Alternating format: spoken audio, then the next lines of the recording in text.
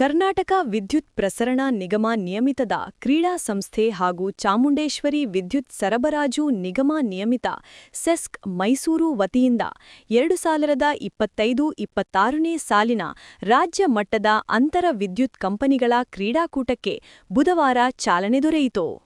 ಮಂಡ್ಯದ PET engineering college ಕ್ರೀಡಾಂಗಣದಲ್ಲಿ ನಡೆದ ಸಮಾರಂಭದಲ್ಲಿ ಶಾಸಕರು ಹಾಗೂ ಸೆಸ್ಕ್ ಅಧ್ಯಕ್ಷರಾದ ಎಬಿ ರಮೇಶ್ ಬಂಡಿಸಿದ್ದೇಗೌಡ ಅವರು ಕ್ರೀಡಾಕೂಟವನ್ನು ಉದ್ಘಾಟಿಸಿದರು.